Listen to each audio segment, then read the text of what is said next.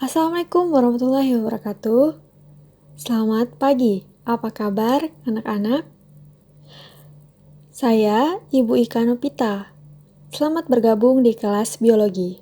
Hari ini kita akan mempelajari tentang tumbuhan lumut atau Bryophyta.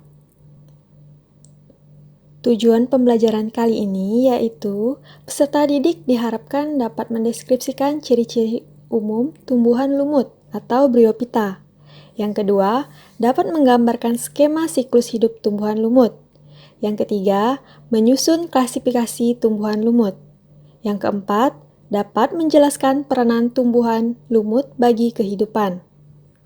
Baiklah, pada pertemuan sebelumnya kita sudah mengetahui bahwa klasifikasi Kingdom Plantae terbagi menjadi 3, yaitu tumbuhan lumut atau Bryophyta, tumbuhan paku atau Pteridophyta, dan tumbuhan berbiji atau Spermatophyta.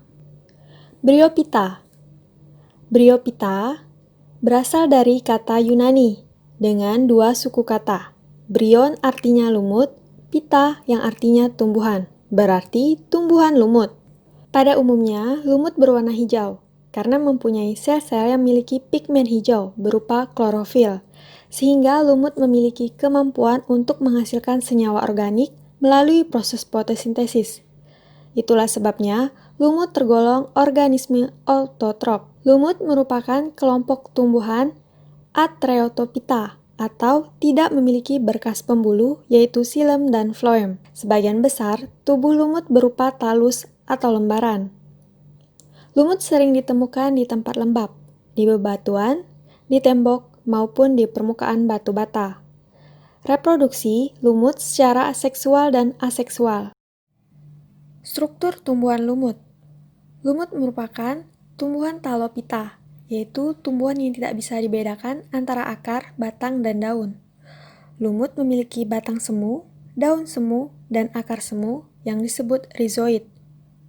Fungsi rizoid adalah untuk melekat pada substrat dan mengangkut air dan unsur-unsur zat hara ke seluruh bagian tubuh. Lumut mempunyai 2 bentuk generasi, yakni generasi gametofit dan generasi sporopit. Untuk generasi sporopit, dilihat dari ada tidaknya sporangium atau kotak spora. Tumbuhan lumut dibagi menjadi 3 divisi, yaitu lumut daun, lumut hati atau hepatise, dan lumut tanduk atau anthocerose. Lumut daun memiliki bentuk dominan karena terdapatnya struktur ciri morfologi yang pertama. Ciri-cirinya adalah berdaun kecil, batangnya semu, sekilas mirip dengan rumput. Yang kedua adalah lumut hati atau hepatise. Memiliki bentuk talus atau lembaran yang tidak berbatang, bentuk talusnya seperti struktur hati pada mamalia. Lumut hati ini tumbuh menempel di atas permukaan tanah yang lembab atau terapung di atas air. Yang ketiga adalah lumut tanduk, di mana bentuk sporopit lumut tanduk mempunyai kapsul memanjang yang tumbuh seperti tanduk hewan.